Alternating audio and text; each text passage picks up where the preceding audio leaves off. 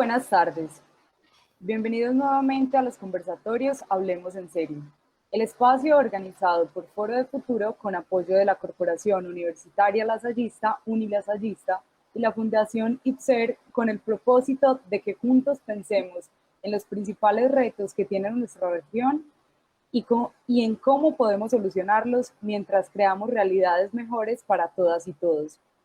Nuestro objetivo es discutir de manera crítica sobre la realidad, las tendencias globales y su impacto en Antioquia, que a su vez sirvan como elementos de análisis y decisión para los asistentes de esta videoconferencia. También buscamos construir de manera colectiva una propuesta de visión de Antioquia a futuro mediante los comentarios que hacen nuestros oyentes a través del chat y en la transmisión serio de Foro de Futuro. Hemos contado con expertos en temas de educación, economización y organizaciones sociales. Todas estas conferencias las pueden encontrar de manera gratuita en nuestra página de Facebook, también en nuestro canal de YouTube Foro de Futuro y próximamente en la plataforma educativa cocrea.antioquia-2050.org, donde pueden también descargar un certificado de asistencia. Recordemos que en Hablemos en Serio nos encontramos todos los miércoles a las 5 de la tarde, donde todos tenemos un panelista principal experto en un tema, quien guía el conversatorio y que a su vez es comentado por la Comisión de Expertos de Foro de Futuro. El día de hoy nos acompaña la doctora Patricia Fernández, oficial de calidad de elecciones de la Misión de Observación Electoral MOE. Permítanme presentar inicialmente a nuestra invitada junto con los contertulios que nos acompañan el día de hoy. La doctora Fernández se reconoce como una mujer autodidacta, es docente, investigadora, aprendiente, asesora y consultora, coordinadora, directora y facilitadora. Patricia Fernández es oriunda de San Carlos, Antioquia, de familia campesina, víctima del conflicto armado, formado en los movimientos sociales y comunitarios. Inició su vida social muy joven en las comunas de Medellín, en procesos de derechos humanos y convivencia. Es doctora en educación con especialidad en mediaciones pedagógicas de la Universidad de La Salle de Costa Rica, cuya base epistemológica es la física cuántica, la teoría de la complejidad y el pensamiento crítico latinoamericano. Cuenta además con estudios de posgrado en reconciliación, paz y democracia, educación, cultura y política y dirección estratégica de ONGs. La doctora Patricia Fernández cuenta con casi 30 años de experiencia social y laboral que le han permitido explorar el mundo de los gobiernos locales y regionales, las organizaciones sociales, la participación y formación ciudadana. Adicionalmente, ha participado de la gestión de los asuntos públicos en temas de democracia, derechos humanos, gobierno, comunicación, género, convivencia, seguridad, víctimas, conflicto y paz, entre otros, desde la acción ciudadana, así como desde el Ejecutivo, donde actualmente se desempeña como oficial de calidad de elecciones de la Misión de Observación Electoral MOE. A la doctora Fernández, una calurosa bienvenida y nuestro profundo agradecimiento por vincularse a este conversatorio el día de hoy. Por parte de Foro de Futuro, nos acompaña el doctor Pedro Juan González, ingeniero de sistemas, especialista en gerencia logística, magíster en ciencia política y doctor en filosofía, con más de 40 años de experiencia docente. Ha sido director ejecutivo de la Cámara de Comercio de Medellín para Antioquia, secretario de Hacienda del municipio de Medellín, secretario de Productividad y Competitividad del departamento de Antioquia, director de Planeación Departamental, coordinador del Plan Estratégico de Antioquia, Planea, rector de la Corporación Universitaria Remington y actualmente es rector de la Corporación Universitaria Lasallista, Unilasallista. También está con nosotros Juan Pablo Durán, economista y magíster en finanzas de AFIT y máster en ciencias en estudios urbanos y planeación del MIT. Juan Pablo trabaja para los temas de desarrollo económico, política económica y tecnología. Actualmente es profesor, investigador, asesor y emprendedor. Recordamos a nuestros asistentes que pueden ir compartiendo sus comentarios y preguntas en los chats de esta videoconferencia para que los contertulios puedan responderlas. Desde Foro de Futuro les informamos que todas las opiniones aquí expresadas son opiniones personales que no comprometen o están bajo el nombre de ninguna institución. A partir de este momento, la doctora Patricia Fernández guiará el conversatorio con el tema credibilidad y legitimidad de las elecciones en Colombia, para luego continuar con la compañía del resto de contertulios. Les damos la bienvenida y adelante con el conversatorio. Doctora Patricia, bienvenida. Tienes la palabra para que nos guíes en este conversatorio. Estás en mute, Pati. Estás en mute. La tecnología, el problema de la silla y el computador. Bueno, muy buenas tardes. Eso nos decía un ingeniero de sistemas cada que teníamos problemas, que había un problema en el computador y la silla. Muchas gracias por la invitación. Muchas gracias por preocuparse de estos temas. Muchas gracias a quienes nos siguen a esta hora, a quienes les interesa escuchar sobre estos asuntos. Y a los contertulios, por supuesto, y pues, a Natalia y a Melissa por todo ese trabajo que hacen para que sea posible esta conversada. Conversar, a mí me gusta conversar. Y a Juan Pablo le gusta hablarme la lengua. Credibilidad y legitimidad en elecciones, es un tema gordo, le estaba diciendo, le decía, mientras le aceptaba, que es un tema gordo en Colombia. Tiene tanto de largo como de ancho, porque además son conceptos que son distintos, que encierran asuntos profundos, ¿cierto? La legitimidad como una cualidad, como una cosa del carácter de un asunto, la confiabilidad que tiene que ver o atañe con el buen nombre, con la cara, con eso que los viejos decían de la palabra, de lo que vale, y la confiabilidad que, digamos, que está relacionada con eso de la seguridad en el otro, como cuando uno le tapan los ojos y se deja llevar de esa otra persona porque confía, porque sabe que lo que esa otra persona va a hacer con usted es bueno, no le va a hacer algo malo. Entonces, sí son aspectos, digamos, que encierran una carga profunda en términos conceptuales. De cara a las elecciones, podríamos decir que desde 1970, o digamos a nuestro sistema democrático desde 1970, creemos.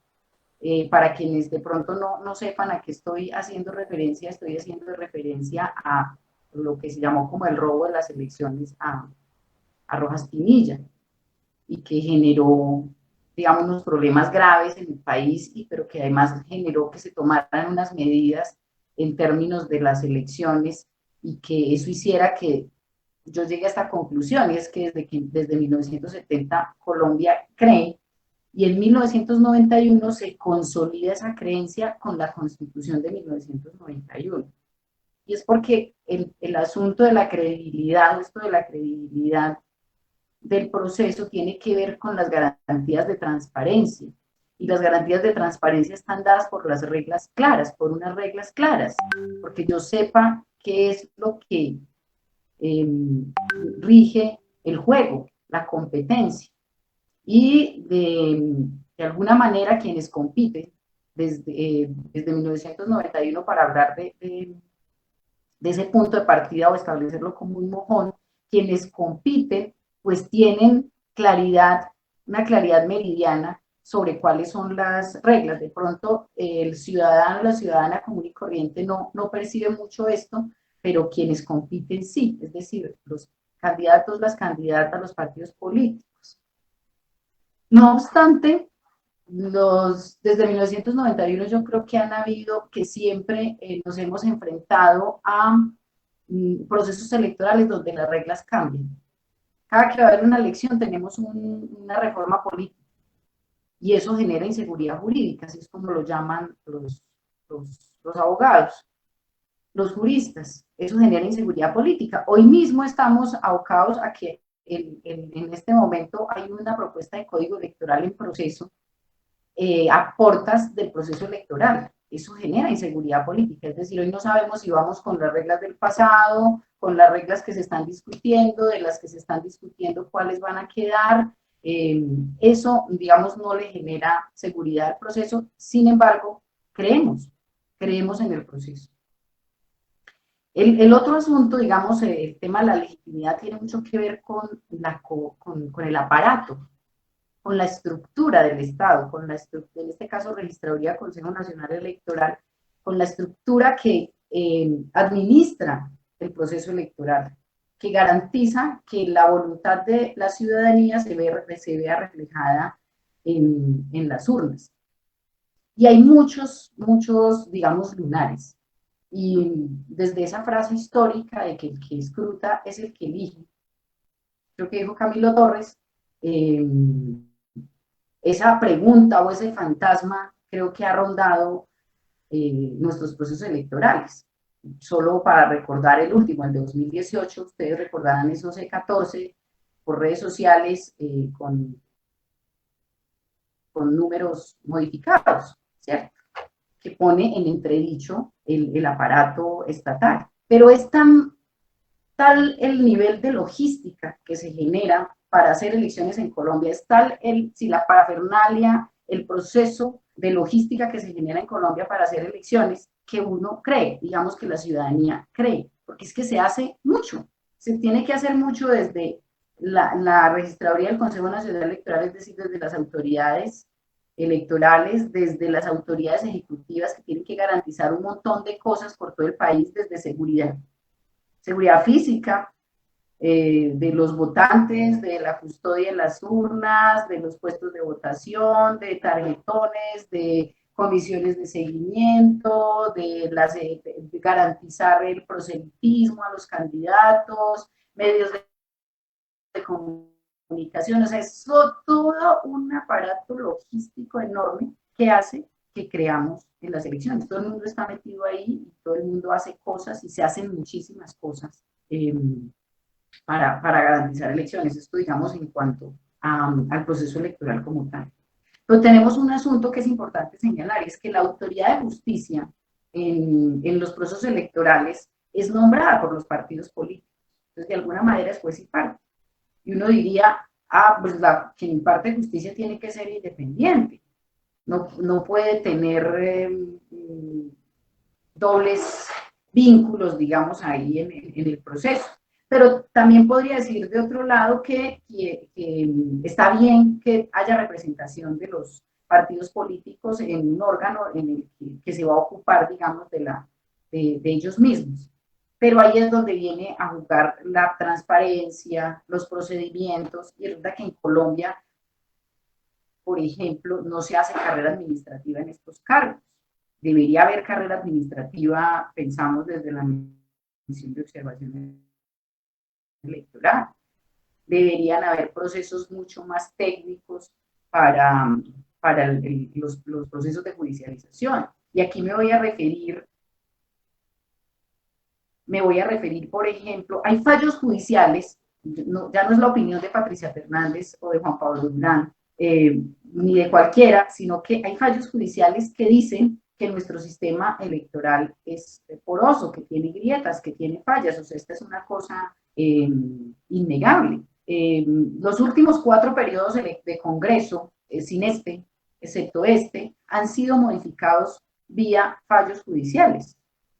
Uno muy importante, creo que de los más importantes, y no el más importante que se ha producido en el país, es el fallo del MIRA, que se conoce como el fallo del MIRA. En el 2014, el partido MIRA amenaza con perder su personería jurídica porque logra tener Cámara, pero no logra tener Senado, y se genera un fallo del Consejo de Estado que reconoce que hay acciones fraudulentas en el proceso electoral, que reconoce el fraude y que reconoce que la autoridad no tiene los soportes del proceso electoral, que la autoridad electoral no audita, o sea, que no tiene la cadena de custodia, por ejemplo, de los soportes electorales, que no hay una trazabilidad de los votos. digamos que esos son los tres grandes elementos que identifica ese fallo, que dice ese fallo, y que se traduce luego en órdenes para el aparato electoral. Y es, no hay soportes, o sea, no estaban, no había cadena de custodia, se rompió, no existía, y no había manera de hacerle trazabilidad a los votos. Pues porque tenemos un E14, que es el del reporte de los datos, que ustedes ya sabrán, o sea, uno tiene resultados, y este es un elemento de por qué se aceptan los resultados. Entonces, pues se reportan los datos, a boquejarro así termina la elección y tenemos un resultado rápidamente. Tener resultados rápidos hace que uno confíe en el aparato y que crea en los resultados. Tengo resultados inmediatos, pero resulta que esos resultados no son los definitivos y que esos C14 no son los definitivos son los de los claveros que vienen, digamos, una semana después a hacer todo el proceso de conteo y de revisión, y entonces ese nos da el proceso, el resultado definitivo. Lo que como tampoco los resultados son tan estrechos, o sea, aquí no se da un cabeza a cabeza, aquí los resultados, sobre todo los de segunda vuelta, son con marcadísimas diferencias, entonces tampoco permite que digan, no, es que se robaron las elecciones. Y nunca ha habido en nuestra historia un candidato que salga a decir, yo no reconozco esa elección. Siempre, yo creo que ustedes recordarán que en la pasada elección, digamos, la tensión era qué iba a decir Gustavo Petro, o sea, cuál era el discurso de Gustavo Petro. Las elecciones de Estados Unidos son un claro ejemplo de eso, o sea, cuál era la tensión, digamos, que aunque el expresidente Trump no reconociera y dijera que no creía en esos resultados y que se le habían robado las elecciones, no hay que pues, saliera a reconocer, y lo hizo, salió a decir, pues sí, lo reconozco, eso dice, creo en el aparato finalmente, y creo en esos resultados. Entonces, el fallo del que estaba hablando Elmira le dice, le ordena a la autoridad electoral generar procesos de capacitación más serios, digamos, más rigurosos, generar una cadena de custodia y generar trazabilidad en los datos, pero también un asunto muy importante, que es uno de los hallazgos importantes, que en algún momento hablábamos con Juan, y es que una de las cosas que este fallo establece es que el software no es auditable y que no es de la registraduría, no es de nuestro estado. Y le dice, usted tiene que apropiarse de esa herramienta, o sea, eso no puede seguir siendo de un particular. Una de las cosas que hemos identificado es que el software no es auditable porque en Colombia parece que no hay la gente que pueda auditarlo. Yo no sé si eso será, pues no sé, no me atrevo, el ingeniero no ha entrado a la reunión, pero no es auditable, nunca se ha podido auditar, pero ya una falla, digamos, grave que tiene es que no sea mío, no sea del Estado, ¿cierto? Y esa es una de las cosas, digamos, que ordena el Consejo de Estado en ese fallo, porque lo que quisiéramos es elecciones libres, transparentes, confiables, periódicas, tenemos elecciones periódicas, eso hace que también confiemos y creamos, ¿cierto? El tener elecciones periódicas, aquí no se dice, no, ahora no se van a hacer elecciones, estamos en pandemia y eso no está en discusión, se pone en discusión las elecciones de las juntas de elección comunal o las de las mesas de participación o la misma protesta social por motivos de pandemia, pero no están entredicho la elección presidencial y la elección de elecciones periódicas. Hay un reto grandísimo en términos de calidad de los partidos. El reto enorme, con esto voy a cerrar todo eso que tiene que decir, es que el gran reto de la información sea escrutable, que esté ahí disponible y sea la definitiva y cualquier institución o ciudadanía o lo que sea puede entrar y verla. Y esa es, y que después no me digan, no, es que esa no era, porque es que la real era no sé cuál otra, y entonces al final no tengo acceso a la información. Se requiere información abierta, información a la que la ciudadanía pueda acceder. Los partidos deberían, por ejemplo, hacer un pacto donde todos se auditen, donde contraten una auditoría. México lo hace con una universidad privada, una pública, donde esas universidades auditan a los partidos. Hagan un pacto y permitan que una universidad pública y una privada les vea las cuentas les vea los recibos, les ayude a mejorar su sistema, o sea, para que funcionemos bien, para que no haya problemas de confianza, para que creamos, para que nuestra institucionalidad sea una institucionalidad fuerte desde los partidos políticos y para que haya eso que plantean ustedes en el titular de este conversatorio, credibilidad, legitimidad y confiabilidad en las instituciones y en esas instituciones de forma particular que yo desde que me conozco llevo escuchando que hay que refundar. Yo desde que de verdad me fui a la primera clase de alguna cosa, por allá a los 13 años yo creo, me están diciendo que a los partidos políticos hay que refundarlos. Y pues claro, acuérdense, la parapolítica, hablar de alguna vez, es la intervención o la alianza entre armados y los políticos. O sea, eso no es un cuento. Los fallos judiciales demostraron el tema de la parapolítica, las investigaciones demostraron lo de los distritos electorales, es decir, que se le decía a una gente en unos territorios por quién tenía que votar. Y es que tenemos unos factores, digamos, muy graves que afectan a la democracia, que son la plata, el dinero, el tema de financiación de campañas y el tema del dinero es un problema para la calidad de nuestras elecciones. El tema de las armas, es decir, el que haya gente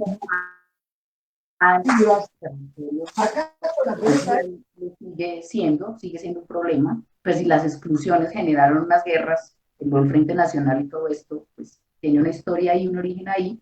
El clientelismo, por supuesto, y es que los recursos del Estado terminen ayudando a financiar campañas políticas o partidos o intereses privados, y el tema de lo que llamamos la Colombia profunda, y es que hay unos territorios donde el Estado no llega. Y entonces, ¿de qué democracia o de qué calidad de democracia podemos hablar cuando hay unos territorios donde ni siquiera el Estado llega y quienes ejercen, digamos, el poder es la ley del monte o del más fuerte? Y el más fuerte en esos territorios termina siendo el ilegal, o el de la minería ilegal, o el de la plata, en fin. Por ahí pongo yo, digamos, el primer mojón. Muchas gracias, Pati. Esta vez empiezo yo porque el doctor Pedro Juan se disculpó por ustedes saben que es el rector de la Unilasallista, él está ahorita en visita de pares, pero nos dijo que nos acompañaba desde las 6 de la tarde. Entonces, pues voy a empezar. No, muchas gracias, Pati. Vos tenés mucho en todos estos temas. Digamos que yo simplemente quisiera como problematizar un poco desde el punto de vista del contexto internacional. Y lo quiero problematizar desde la relación entre crisis y democracia. ¿Y por qué me parece tan importante esa relación? Pues porque en ese momento estamos en una coyuntura, precisamente hoy hay movilizaciones, etcétera, pero estamos en una coyuntura de crisis sanitaria, de crisis económica, y ¿qué tiene que ver la crisis con la democracia? ¿Cierto? Entonces, digamos que para hacer ese contexto, quisiera empezar diciendo que cuando nosotros nos hablan de democracia, lo primero que pensamos es en Atenas, ¿cierto? Y la democracia la pensamos como el gobierno del pueblo, pero cuando uno va a ver Atenas con lupa, Atenas no era democrática, la democracia de Atenas era muy elitista. De hecho, por ejemplo, las mujeres no podían votar ni podían tomar decisiones ciudadanas. Era una parte, una élite específica la que se consideraba ciudadanos.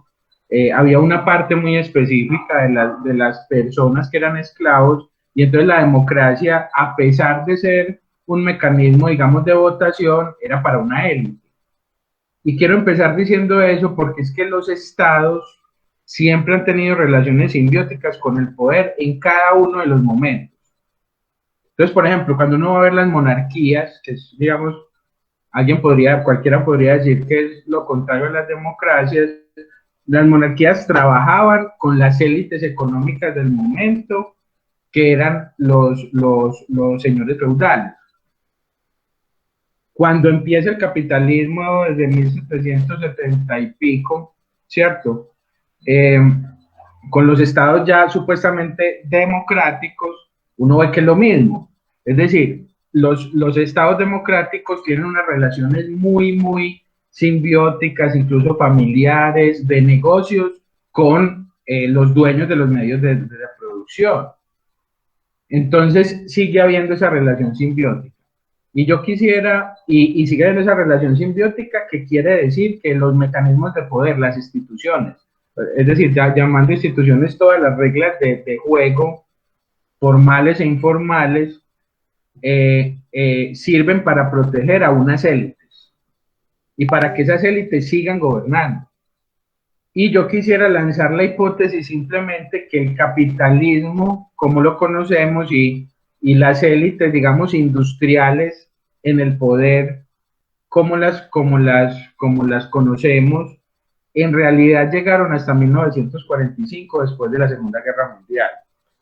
Es decir, y ahí es donde Marx se equivoca haciendo proyecciones, como es normal que se equivoque cualquiera. Y es que Marx, al ver que el paso entre feudalismo y capitalismo fue sangriento, él cree que va a seguir siendo sangriento y que va a seguir siendo de revoluciones, digamos, armadas. Y resulta que yo quisiera simplemente lanzar la hipótesis de que nosotros ya no estamos en el capitalismo. Desde 1945 ya no estamos en el capitalismo. ¿Y por qué no estamos en el capitalismo? Porque desde la Segunda Guerra Mundial se empezó a fortalecer y a consolidar otra élite económica que no son los dueños del capital, de las máquinas normales del capitalismo. Resulta que después de la Segunda Guerra Mundial Europa queda destruida y la tienen que financiar unos financieros, sobre todo de Estados Unidos. Cuando usted va a ver el PIB per cápita de Estados Unidos y de Europa y de la Unión Europea, usted ve que Estados Unidos siempre está por debajo de la Unión Europea hasta la Segunda Guerra Mundial. Crece a una tasa mucho más baja y Estados Unidos, a partir de ahí, empieza a ser más poderoso económicamente que Europa. Y empieza a ser más poderoso que Europa precisamente porque ellos financian la reconstrucción de Europa, los financieros. Y entonces, a partir de ahí, empieza un nuevo orden económico mundial que gira en torno a una élite que no es industrial, no es de la producción, sino que es una élite financiera. Que esa élite financiera logra montar el Banco Mundial, logra montar el FMI, logra eliminar el patrón oro, y con eso se permite que las entidades financieras puedan emitir moneda de manera casi que ilimitada. Hoy, por ejemplo, más del 90% del dinero que se mueve en el mundo son billetes y monedas que no son emitidos por ninguna autoridad monetaria, ¿cierto? Ahora, ¿cuándo se empieza a fortalecer esa élite, ese nuevo orden económico mundial? A partir de los 70, con la crisis de los petrodólares. Cuando uno ve en la economía, hay otra nueva crisis en 1970, otra crisis económica, en donde los países petroleros empiezan a subir el precio del petróleo, quiebran a todos los otros países y se llenan de dinero. Ese dinero entra a los bancos y esos bancos empiezan por primera vez a hacer, hay tanto dinero en los países subdesarrollados, y eso genera una cosa que se llamó la crisis de impago 10 años después.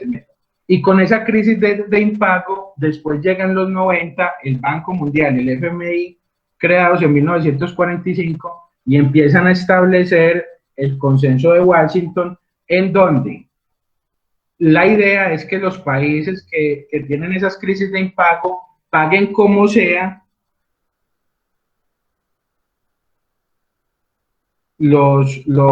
esos créditos. Y entonces los estados nacionales tienen que empezar a vender activos, tienen que empezar a disminuir costos, tienen que empezar a privatizar, tienen que empezar a hacer un montón de cosas que son antidemocráticos, cambios, pero que esos países lo tienen que hacer porque están sometidos a una élite financiera global. Y cada vez que hay una crisis financiera, muchas veces provocada por el mismo sector financiero, al igual dólares, y en la crisis de los 80, cada vez que hay una crisis financiera, se fortalece más esa élite financiera global, ¿cierto? Entonces, por ejemplo, la crisis de los subprimes en el 2008, o la crisis de realidades de los mercados, fueron crisis financieras generadas por la élite financiera internacional, generadas por ellos, pero que al final es el Estado el que le da plata a ellos para que no se quiebren ellos, mientras que el sector real de la economía, la gente que trabaja, la gente que vota, sigue en la pobreza. Entonces, ¿por qué estoy diciendo eso? Porque resulta que hoy estamos en un contexto internacional en donde cada vez más el Estado, y Patricia lo decía ahorita, el tema de la financiación de las campañas, el tema de que los intereses privados se metan en los intereses públicos. Eso hoy es muy importante. ¿Por qué? Porque está demostrado que estamos en un contexto internacional en donde los estados trabajan para las élites financieras internacionales y para las élites financieras en general dentro de cada país. Por ejemplo, cuando usted va a ver el tema de la reforma tributaria,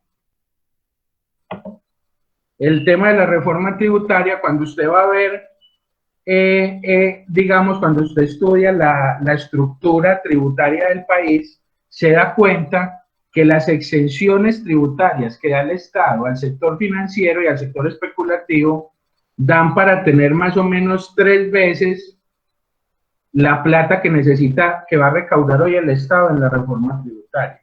Entonces uno dice, entonces, ¿por qué no quitan esa parte de esas exenciones? Pues no quitan parte de esas exenciones porque precisamente el presidente de la República y el Congreso de la República legislan y gobiernan para ellos. Y legislan y gobiernan para ellos porque son los que les financian las campañas.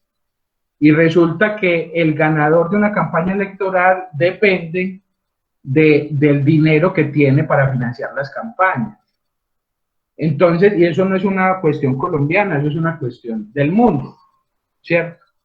Entonces simplemente yo quiero como dejar esa primera idea, de 2 cosas, simplemente decir 2 cosas. Primero, la democracia es un concepto muy bonito, pero en términos reales, el poder político siempre ha tenido relaciones simbióticas con el poder económico. Y siempre el Estado ha estado para proteger a quienes tienen el poder económico. Entonces eso es importante, porque cuando hablamos de democracia, no podemos dejar de lado ese tema, ¿cierto? Porque la democracia es un concepto, pero es un concepto que en la práctica pues tiene muchos problemas y no son problemas de hoy, son problemas históricos. Y lo segundo que yo quisiera decir con esto es, las crisis financieras y las crisis económicas globales han servido para fortalecer a quienes hoy tienen el poder, que es una élite financiera. Y no es raro que esta crisis sirva para eso también. Es decir, no es raro que esta crisis en lo que termine es en fortalecer esas élites económicas, ¿cierto? Esas élites financieras, que no son las élites del capitalismo, son las élites de la financiarización, que es diferente, ¿cierto? Ahora, en ese contexto global de no democracia, tenemos unas particularidades locales. Y entonces en este tema bueno, en Colombia, ¿cuáles son las particularidades que tenemos? Simplemente hagamos un recuento.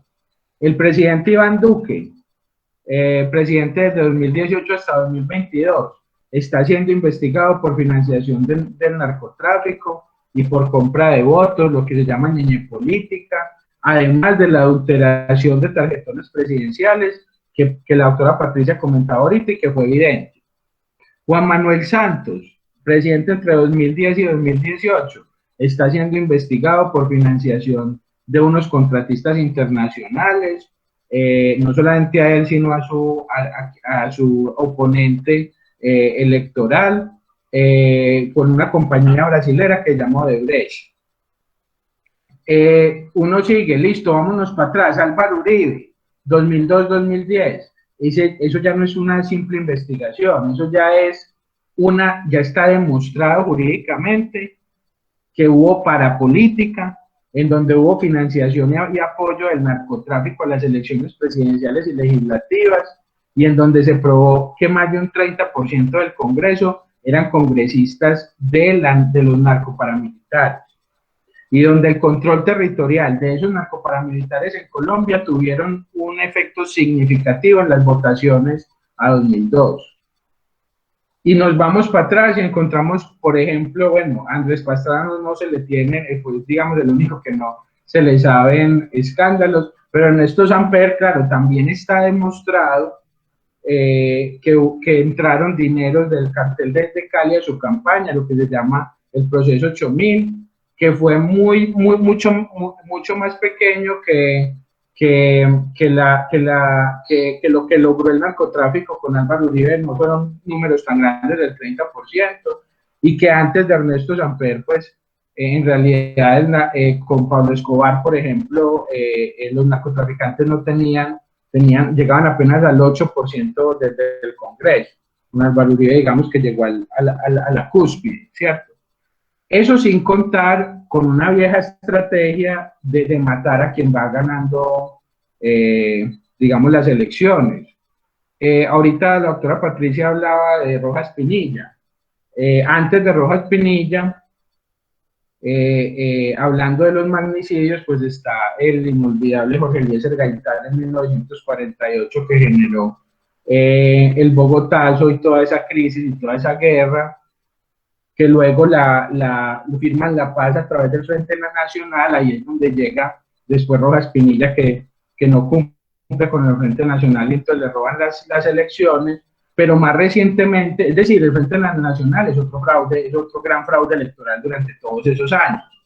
En Jorge Eliezer Gaitán mataron al que iba a ganar, pero también hay magnicidios recientes. Jaime Pardo Leal en 1987, Bernardo Jaramillo y Carlos Pizarro en las elecciones de 1990, Álvaro Gómez en 1995. Entonces, digamos que en ese contexto es que tanto a nivel global como a nivel local, nosotros tenemos, digamos, unos problemas muy importantes a nivel de la democracia en Colombia. Yo creo que la democracia es como, ¿cuál es la diferencia entre lo que pasaba antes y lo que pasa ahora? Que es que ya antes mataban a los candidatos presidenciales y cada vez menos era escandaloso. En 1948 fue todo un escándalo. Le robaron las elecciones a Rojas Pinilla y fue todo un escándalo nacional. Ya no lo es. Ya los escándalos electorales ya se volvieron un poco más paisaje, me parece a mí. Yo no sé si la doctora Patricia está de acuerdo, pero digamos que yo lo enmarcaría eso, de esas particularidades locales, también en un contexto de un aparato simbiótico con la economía, que obedece a lógicas también internacionales, ¿cierto? Doctora Patricia, no sé qué opina de todas esas hipótesis que lancé. Hipótesis. No, se me ocurre decir tres cositas y empiezo por la del final, la de la justicia electoral. Sí, versus escándalos, como tú los llamas. Hoy tenemos menos escándalos, o es menos, digamos, menos el impacto que tiene mediático, si se quiere, o en la percepción ciudadana. O sea, están más naturalizados, podría decirse, es un poco lo que infiero de lo que dices, pero hoy indudablemente hay más investigación. y hay más fallos judiciales, es decir, hay más justicia. Esa era una cosa que no pasaba, es decir, aquí no se condenaba, no se capturaba o no se judicializaba a nadie por trashumancia electoral o por constreñimiento o por compra y venta de votos. Yo sé que pues hay un montón de ejemplos, podríamos poner un montón de ejemplos, pero ahí está el tema de Aida Merlán, ¿cierto? Y ahí están los distintos fallos, digamos, del Consejo de Estado sobre los temas de fraude en las elecciones, los 4 periodos de los que les hablaba, el Congreso se ha modificado excepto vía fallos porque se determina que que las elecciones fueron fraudulentas, que una cantidad de esos votos fueron obtenidos de manera fraudulenta. Entonces, de pronto hemos pasado más del escándalo, como tú lo dices, porque pues Odebrecht debería ser una cosa que uno desde los zapatos de uno dice, debería ser una cosa que tambalee el Estado, ¿cierto? Que ponga en entredicho el Estado, la democracia, el Estado, la estructura. Pues si los candidatos están involucrados, el proceso 8000, por ejemplo, es algo como eso, que debería poner en entredicho. De hecho, pues hay un debate, yo no sé, qué puso Alonso Salazar y otros en su momento con este tema del narcotráfico, sobre si somos un narcoestado o no, por la participación de dineros del narcotráfico en nuestra democracia, incluso en nuestra economía, digamos casi que en nuestra cotidianidad. Pero efectivamente hoy hay más procesos, digamos, legales, o sea, o por las vías legales que por las vías de hecho. Pero también hay castigo político, justamente el proceso 8000 nos muestra eso. A Ernesto Samper no se le pudo mostrar nunca nada judicialmente, pero murió políticamente, pues por decirlo de alguna manera. O sea, el castigo político de la ciudadanía a Ernesto Samper fue evidente, ¿cierto? No pasa lo mismo en otros casos, digamos que en otros casos es al contrario, y ustedes ya ubicarán los ejemplos porque además son bastante evidentes.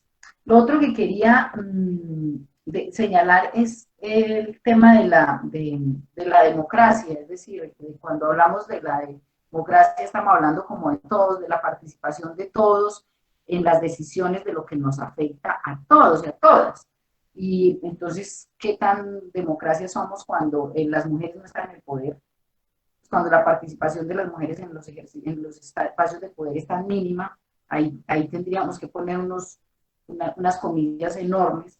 Cuando la participación de poblaciones como la población trans o LGTBI tiene tantos cuestionamientos, es decir, si mi cédula dice, me llamo Roberto, pero yo tengo una apariencia de Roberta, entonces no me aceptan la inscripción de cédula y cosas de ese estilo, ¿cierto? Que la ciudadanía, si mi condición de ciudadanía pase por asuntos como esos, con un grupo poblacional, pues nos pone otras comillas, o con todos los problemas que la población en situación de discapacidad tiene para acceder al poder político, a eso que dice el artículo 40, de elegir y ser elegidos.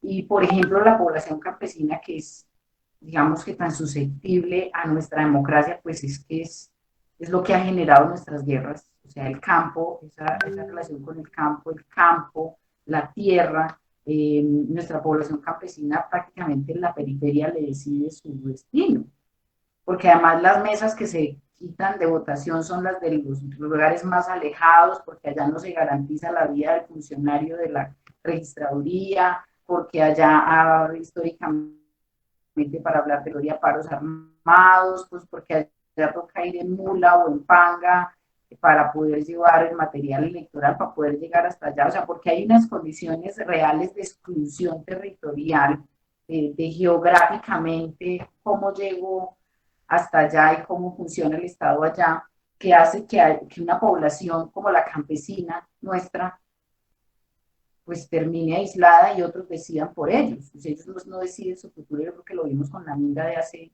unos años con lo del plebiscito, que la Minga se vino a Bogotá porque pues ellos votaron por el sí en el plebiscito y en la periferia les impuso el no, porque eso fue lo que pasó. Territorios como el Cauca o como Hayaki cerquita, votan por el sí en el plebiscito, pues con todo el conocimiento de causa del conflicto, pero la centralidad áreas como el área metropolitana del Valle de Aburrá terminan diciendo que no, y se les impone una decisión. Entonces, aquí hay unas asimetrías que entran a jugar y complejizan muchísimo esa palabra democracia, pero la complejizan. En medio de todo eso no podemos decir que no es una democracia o que sí es una democracia en pleno, es decir, en eso nos debatimos. Y la muestra de eso es que aceptamos los resultados electorales, con todas las fallas que tiene el aparato y todo nuestro sistema, aceptamos los resultados electorales, los resultados no son tan cercanos, repito, o sea, no es que se den cabeza a cabeza, y las segundas vueltas muestran resultados amplios, pues donde hay, justamente donde hay resultados apretados, que son municipios pequeños y esto, se presentan azonadas, porque no se aceptan los resultados electorales, es decir, cuando la gente siente que pudo haber ganado y que hay a lo mejor volviendo a contar y que hay posibilidad porque el resultado es tan estrecho, pues no acepta el resultado. Y eso no pasa en las grandes elecciones, aceptamos los resultados electorales. Doctora Patricia, a mí me gustaría un comentario suyo respecto a la primera parte que yo mencioné del poder de las élites financieras globales y de la financiación. ¿Usted qué opina de eso? Y de la simbiosis entre poder económico y poder político. Ese es un asunto que es inevitable, evidente, Juan, o sea, no podemos tapar el sol con un dedo. El gran coco, digamos, histórico de todo este tema de la transparencia en la calidad de las elecciones o de lograr calidad de elecciones y en todas las reformas políticas que se presentan en cada 4 años o menos, es el tema de la financiación de los partidos, de la financiación de las campañas, de la financiación de la política, porque no hay manera de controlar el dinero en efectivo o el dinero en especie. Una cosa tan sencilla como que un cantante reconocido le regale un concierto a un candidato, eso marca una diferencia y vale un montón de plata, pues porque ese cantante reconocido vale un montón de plata. Eso habría que contabilizarlo tal cual si hubiera vendido el concierto, y eso ya genera un desbalance porque ya se voló todos los topes, ¿cierto? Pero eso no se contabiliza. Yo creo que el caso de Aida Merlano muestra aspectos como esto, de esas dificultades que hay para controlar, para hacer seguimiento, pero pasa por una cosa que yo he dicho y he repetido desde hace mucho tiempo, pues porque yo estoy volviendo a la misión de observación electoral, pero pues yo estuve allí desde sus inicios, desde su fundación, un tiempo largo, y es que lo que necesitamos es gente decente. O sea, que los partidos quieran hacerlo bien, que los candidatos quieran hacerlo bien, que la justicia quiera hacer su trabajo, que el Ejecutivo haga su trabajo. Y lo vuelvo y pongo el ejemplo histórico, yo soy parezco un disco rayado, pero pongo el ejemplo histórico, y es que encontramos en esa primera elección de 2007 local que en ese momento los candidatos se presentaban, los partidos los aceptaban, les daban el aval, se presentaban a las elecciones, hacían todo ese gasto, competían, no sé qué, y resultaban elegidos y después resultaba que no se podían posesionar en el cargo porque estaban inhabilitados. Venía la Procuraduría y hacía un control posterior. Hoy se hace antes, pero en ese momento se hacía así. Y encontramos que un montón de candidatos, porque además creo que había solo una gobernadora, muchos hombres, pues porque así es nuestra democracia, las mujeres no estamos casi inhabilitados. Y entonces fuimos a ver por qué pasaba. Y el segundo delito por el cual estaban inhabilitados era inasistencia alimentaria. Y entonces uno decía, pues entonces en el pueblito, y entonces digamos que el candidato de la gran ciudad como Bogotá, Medellín, Cali o Barranquilla, yo no me entero que él no le da de comer a sus hijos. Yo ciudadano que voy a votar por ese señor, pero eran en su mayoría pueblos pequeños donde todo el mundo se conoce y donde todo el mundo sabe, pero la gente sin embargo los elige.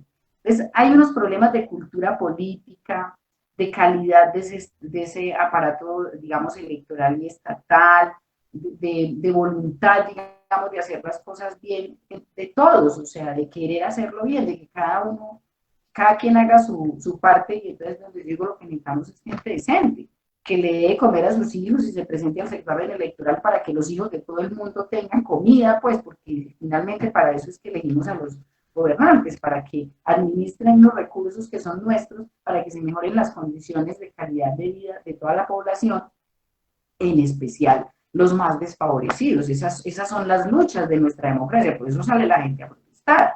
O sea, las luchas diarias por tener una democracia, por tener un sistema político fuerte, es poder tener una herramienta que haga, que le resuelva los problemas a la gente. Hay una cosa, doctora Patricia, que me hizo acordar de una anécdota. Me acabo de acordar de una anécdota de un secretario por allá en los 90, casi que pues creo que la segunda o la tercera alcaldía después de la constitución, pues de la nueva constitución, acá en Medellín, y había un secretario que era como la mano derecha del alcalde, ¿cierto? Entonces el alcalde le dio la misión a ese secretario de ir al DNP a mirar cuáles eran las transferencias de la nación hacia Medellín, ¿cierto? Porque la hipótesis era, no, Medellín y Antioquia dan más a la nación de lo que la nación da a Medellín, ¿cierto?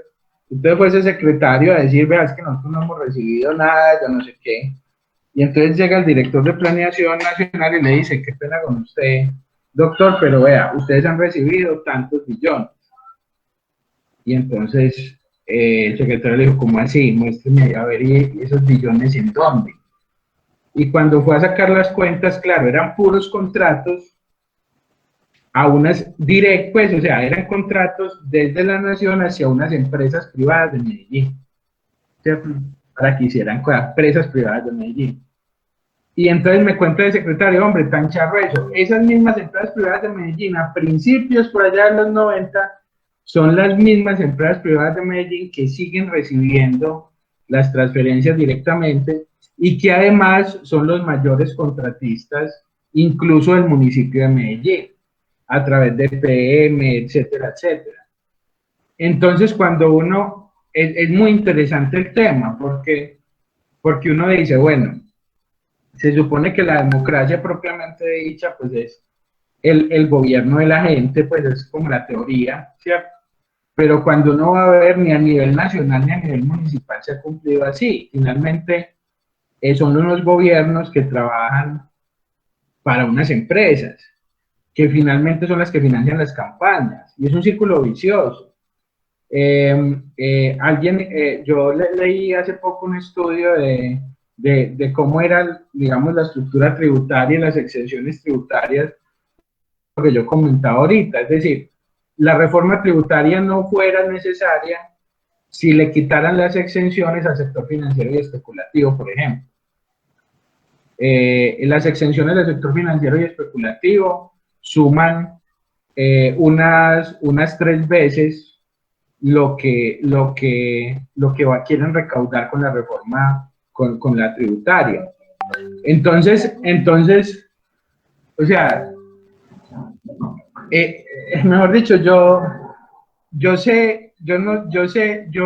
también quiero tener fe, así como usted, en la democracia, pero hay tantos datos que muestran que la democracia, más que una realidad, es como una meta, un punto de llegada, más que una realidad de hoy. Es decir, yo estaba leyendo últimamente temas sobre relaciones públicas, y uno se da cuenta que las relaciones públicas finalmente para lo que sirven es para que las personas decidan, por dicho, estén de acuerdo con las decisiones que tomaron unas élites, y que las relaciones públicas son esenciales para lo que se llama democracia. Entonces cuando uno ve esas cosas, entonces claro, hoy por ejemplo la narrativa es, no, es que tenemos que hacer la reforma tributaria para poderle dar cosas a los pobres. ¿cierto? Y eso es una narrativa de relaciones públicas, ¿sí? O sea, y es que haya gente de acuerdo con la reforma que le da en la cabeza porque supuestamente es en beneficio de ellos mismos. O cuando uno va a ver los datos no es así. Cuando uno va a ver los datos, si uno suma las exenciones a los financieros y además si uno suma la corrupción, los 50 billones que se van en corrupción, etcétera, etcétera, pues ya si usted le suma la corrupción, ya van siendo 6 veces lo que podría recaudar con la reforma tributaria. Entonces uno dice, ¿y entonces este gobierno para qué, para quién gobierna? Y resulta que todos los gobiernos gobiernan siempre para los que están en ese momento en el poder económico. Y entonces, y además porque quienes están en el poder económico pues necesitan del Estado para poder crecer. Entonces por dicho, la pregunta es, si uno quiere que cambie la situación de una finca, basta con cambiar al mayordomo de la finca. ¿No será que de pronto tenemos que trabajar más con los dueños de la finca? Déjame decir una cosa en ese sentido, Juan, antes de saludar a Pedro Juan, que ya se nos unió, que nos está haciendo mucha falta, de saludarlo como es debido. Y es que en ese sentido lo que usted está diciendo, aquí tenemos un problema endémico, histórico, y viene de nuestro sistema educativo, y es que posicionamos una cosa que yo llamo sálvese quien pueda y el que más saliva tenga traga más hojaldre. Y mientras eso sea lo que domine las relaciones de todo el mercado, porque finalmente, a ver, el Estado se volvió unas bolsas de empleo también, pues mientras eso domine las relaciones y el sistema educativo y la cultura política, digamos, no sea otra, pues no vamos a cambiar. Mientras no cambiemos el pensamiento para que nos movilicemos de una manera distinta, empezando por el pensamiento, pues va a ser difícil cambiar, porque en medio de todo eso está la idea de que elegimos a un gobernante para que haga su tarea y que yo ya cumplí con elegirlo para que él haga su tarea y yo hago mi tarea en el sector productivo o donde sea que a mí me corresponda. Que en última, si cada uno hiciera su tarea, igual digo, con gente decente, pues no tendríamos que preocuparnos. Pero eso de que el que más saliva tiene traga más hojaldre, termina arrasando con cualquier intención o con cualquier posibilidad, porque lo que buscamos hoy pues se da el delito de tráfico de influencias, y se da todo lo que se da en términos de financiación, incluso de intervención de armados y de niveles de captura del Estado, como lo dice Luis Jorge Garay, para acceder a unos recursos. Entonces, y nuestro sistema educativo, pues forma gente para la competencia. Digamos que lo que alimenta eso del sálvese quien pueda y el que más saliva tiene, traga más hojaldre en términos culturales, en términos formativos, es el formar para la competencia. Nosotros nos forman para la competencia, para la competitividad, para ir de primeros. Y esa cultura, a mí el primer capítulo de la serie esa que le hicieron, de la novela esa que le hicieron a Pablo Escobar, me encanta, a mí pedagógicamente me encanta ese capítulo porque muestra nuestra cultura, nos deja en pelota, nos muestra la mamá diciéndole, no llore, y lo regaña por llorón y le dice, consiga plata, mijito, si no puedo honradamente, consiga plata, mijito, y lo manda al Dios dinero. Eso es lo que lo manda a su competencia. Le dice, esa es la carrera que se tiene que correr en la vida, y él la corrió. Él corrió esa carrera. Y eso lo hemos venido viendo cómo se repite en todos los escenarios, desde el más bajito hasta el más chiquito en términos de estratificación, porque pues a qué aspiraba en esa época de No Nacimos para Semilla y hoy, y en las 11.000 vírgenes y hoy mismo, a qué aspira un chico, a tener con qué tener una moto. Pues vamos perpetuando el círculo vicioso, porque al parecer no hay un sistema educativo, y cuando hablo de sistema educativo no estoy hablando de la escuela que conocemos, ¿cierto? De la escuela de las cuatro paredes y la profesora en el tablero, porque es que sobre todo educamos con el ejemplo, y todo lo que sale en televisión y todo lo que hacen los gobernantes y todo lo que hace el papá y la mamá, que dice que no hay que decir mentiras, pero cuando llega el señor a cobrarle, vaya, dígale, mi amor, que yo no estoy, pues porque no tengo con qué pagarle, y eso genera una formación. y me paso el semáforo, y hay un montón de asuntos donde nos juntamos Estado y ciudadanía, pues porque finalmente tenemos eso, también es un dicho popular, y yo realmente creo mucho en los dichos populares. Son decretos metafísicos que se instalan profundamente en la cultura, y cuando uno va a ver, está repitiendo los refranes, está repitiendo esos decretos metafísicos. Pedro Juan, hola. Doctor Pedro Juan, no se le escucha, está en mute. Mi muy querida Patricia, qué rico verte, gracias por aceptar la invitación, Juanchito, Melissa, Nati y todos los asistentes, qué bueno que están con nosotros. Iba a tratar de poner mi fondo de pantalla y por las carreras se me olvidó, ahí quedé listo y pintado, no tengo remedio, pero no me podía perder la disertación de Patri. Yo sé que su trabajo alrededor del MOE ha sido una cosa importante, difícil, trabajar contra corriente es muy complejo. Los ingredientes que tenemos para trabajar en el mundo democrático local, regional, nacional y por qué no subcontinental son muy, sin que los que se han desarrollado nos estén dando buen ejemplo, ¿cierto? Porque también la cosa se nos enreda. Yo simplemente quisiera, y no cayendo en paracaídas, algo que tenía medio preparado para mencionar e incluir, porque esto, Juanchito, va teniendo hilación. Recuerden que estamos pensando en el futuro de Antioquia. Y el futuro de Antioquia pues es de todos y todos ponemos un ingrediente, un grano de arena. En una sesión pasada que fue exitosa, fue magistral, y creo que por aquí está el doctor Humberto Díez, él nos mencionó un texto que afortunadamente cayó a muy buena hora, que yo me atrevería, no sé si de pronto lo alcanzan a ver, yo creo que sí, es el Tratado de la Argumentación de Perelman Olbrecht, de Perelman Taiteca. Hombre, Patri, es que vos decís que mientras más saliva, más hojaldre se traga, ¿cierto? Y eso es una de las figuras y uno de los vectores. Pero es que cuando uno no es capaz de vender las ideas, de expresar las ideas, de convencer con ideas, pues la alternativa que le queda son las distintas formas de fuerza, doctor Humberto, que hay, las distintas formas de fuerza, y si usted no sabe argumentar, olvídese. Pues doctor Humberto, le cuento que yo acabé con estos libros, compré 25 para entregárselos a todos los vicerrectores, decanos y jefes de programa de la universidad, para ver cómo hacemos para que la gente dentro de un proceso de formación y de instrucción, querida Patri, que usualmente se queda corto, pues también tiene una herramienta sobre cada área de conocimiento acerca de, como mínimo, juntar el cerebro y la lengua. Y después el cerebro, la lengua y la acción. A ver si no somos muy incoherentes, si no nos vence de pronto la contradicción.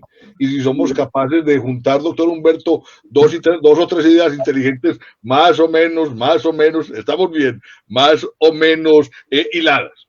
Entonces, en eso, mi querida Patri, mil gracias por la labor que estás haciendo. No puedes desfallecer. Se nos viene otra jornada, una jornada electoral muy viciada por temas que no son. Vamos a tener hasta mundial aborto, entonces eso se va a enredar mucho. Entonces eso pues nos enreda porque no se sabe qué es más importante, si la reforma tributaria, si la elección de James, si la masacre de turno, si el clima, si todas esas cosas que nosotros tenemos como cotidianidad. Quisiera dejar ahí por ahora para volverte a escuchar, tener el placer de volverte a escuchar y ahora sí participar más adelantico de una manera más inteligente y apropiada. Doctor Pedro Juan, yo quisiera una cosita y es escuchar al doctor Humberto en algo, porque yo quiero hacerle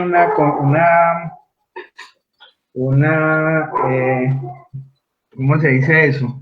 Yo quiero comentarle que después de un año más o menos concluí que tenían razón y que usted tenía razón. Yo me acuerdo de una discusión que tuvimos. Pero él reconoce cuando... Sí, yo reconozco. Sí, hay que abonárselo. Sí, vea, yo me acuerdo de una discusión de esa comisión de expertos que nos sentábamos en esa casa que es es una casa muy buena por allá en Llano Grande a hablar, y que empezamos a decir y entonces empezaron a decir que el tema era de la cultura, otra vez lo que Pati dice, porque es que finalmente lo que Patricia dice es decir, es muy cierto, y es que la cultura te absorbe, y vos te volvés parte por hecho, la cultura, vos haces parte finalmente de la cultura, vos no podés estar por fuera de la cultura. Y entonces porque en ese momento discutíamos que el problema era la cultura, y que lo que había que cambiar era la cultura.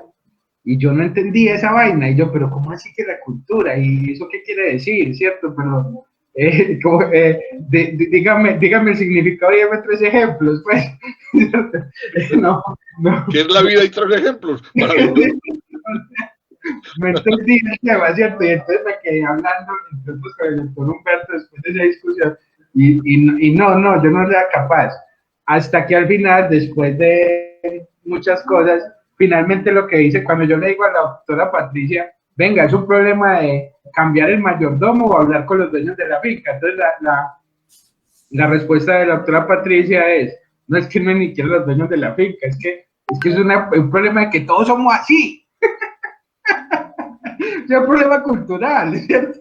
Entonces, yo sí quisiera escuchar algo del doctor Humberto para que Pati nos recoja a partir de ahí, que me parece muy importante eso, ¿cierto? Doctor Humberto. Bueno, muy buenas tardes, ¿cómo están? Qué gusto verlos. Doctor Humberto. Doctora Patricia, le comento que yo soy un ferviente admirador de la MOE.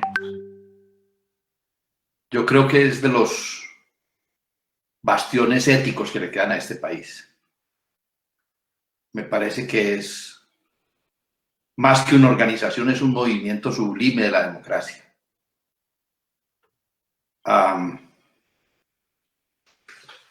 Me parece que este movimiento, al lado de algunos ambientalistas, de algunas mujeres luchadoras, de algunos movimientos por recuperación de nuestros suelos y la lucha contra la terminación de nuestros páramos y de nuestros paisajes con la minería. Eso son los poros benditos por los que respira nuestra democracia. Tan lesionada, tan aporreadita ella. Así que, doctora, yo no quiero hablar mucho porque nos privaría a ustedes de sus palabras muy autorizadas, avaladas además por su experiencia, por sus reflexiones y por su testimonio. Sí, yo no sé, yo tengo como siempre una inquietud. A mí eso me pegó un rayonazo muy bravo.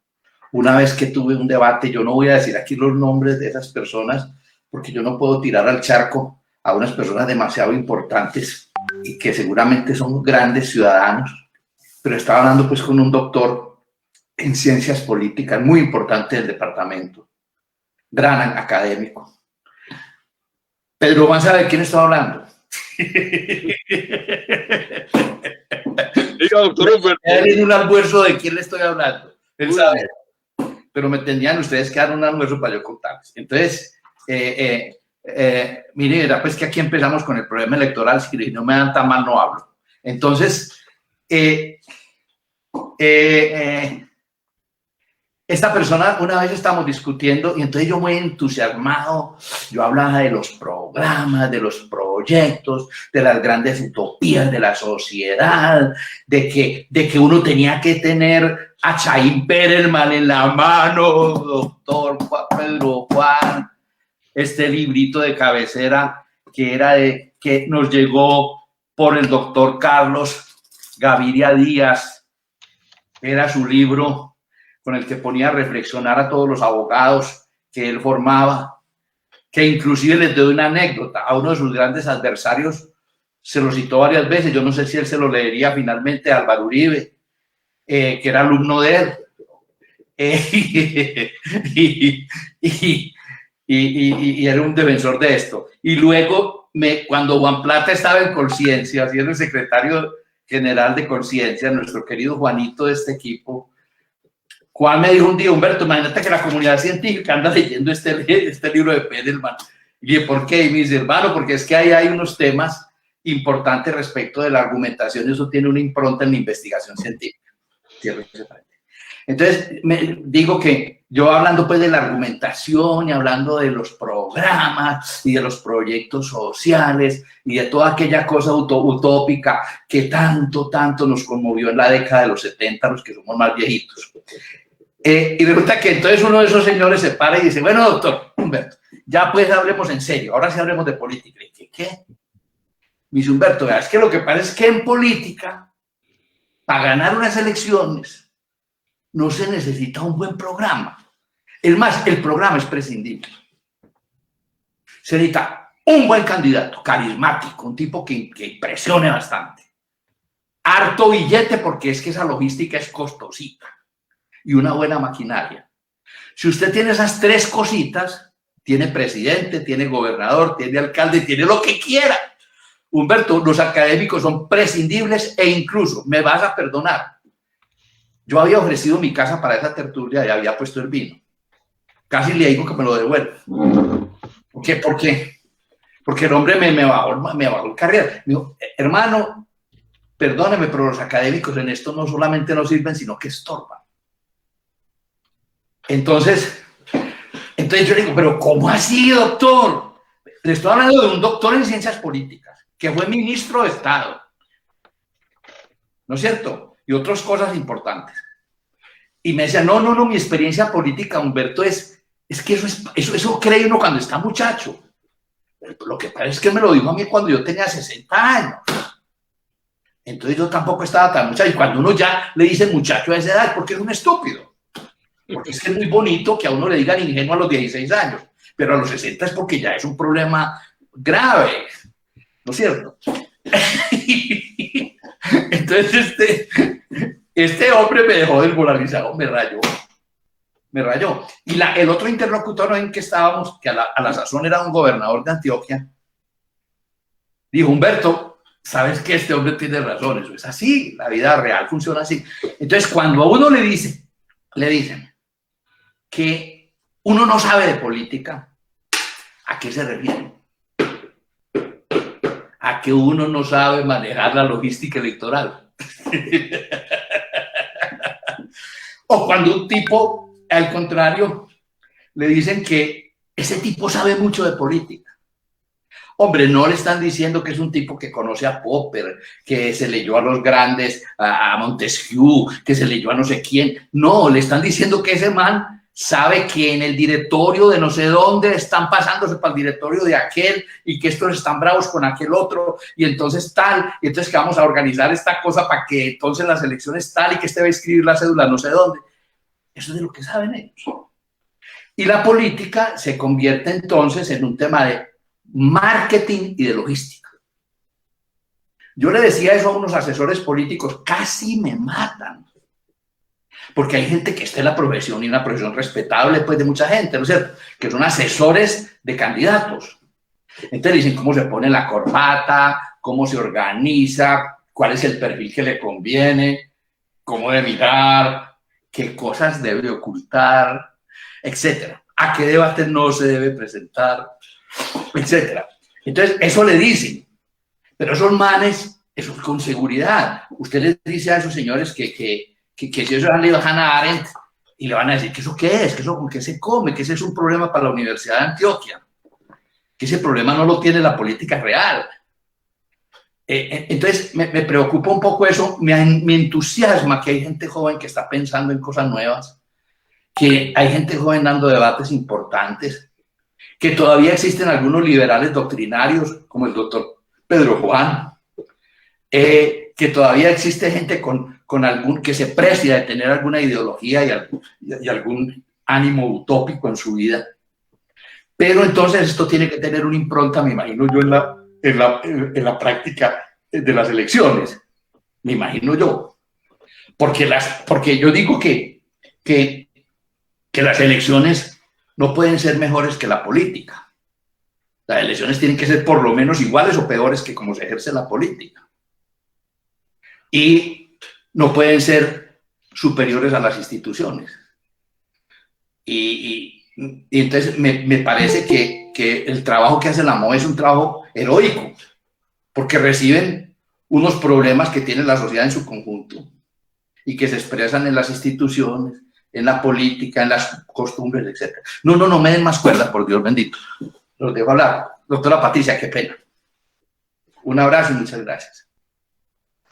Se trata de conversar, pues ya tengo los cachetes colorados y todo. Después de todas esas flores, me voy a referir a esas flores porque me recordó, yo creo que fue a Juan Pablo que alguna vez me dijo eso, que yo era una reserva ética, me lo dijo a mí, no a la MOE, me lo dijo a mí. Y Juan Durán, no sé, era como el único lugar de los lugares donde yo había estado en la vida, que decía, sería rico volver. Y volví, y me siento muy cómoda.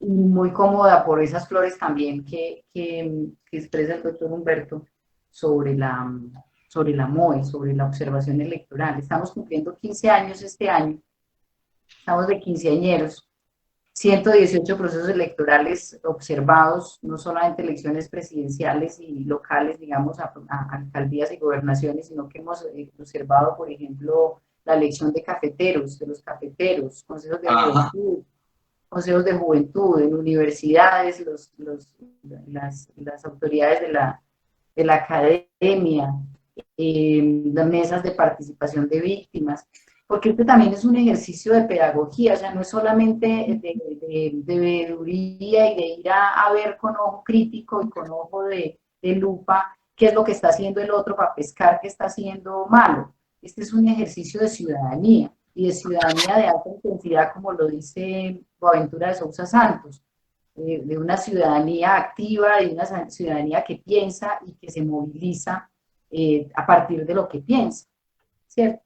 Entonces, esto es una plataforma de organizaciones, de más de 400 organizaciones, quiero reconocer aquí públicamente, que están desplegadas en todo el territorio. Hoy somos 35 regionales, que ponen un montón de personas que de manera independiente, la MOE tiene dos principios muy importantes, que es independiente de los gobiernos, de los partidos y de los intereses privados, y que es un ejercicio voluntario. Entonces, esas personas que por todo el país, por más de la mitad del país, porque no llegamos a todo el territorio lamentablemente, a eso aspiramos, pero por más de la mitad del país, ponen sus ojos y oídos y su inteligencia y su sentido común al servicio de la democracia, no solo desde el ejercicio de ir a observar lo que hace otro para ver de qué manera lo cualificamos, lo mejoramos, porque es un ejercicio de calidad de elecciones, sino de su propia cualificación como ciudadano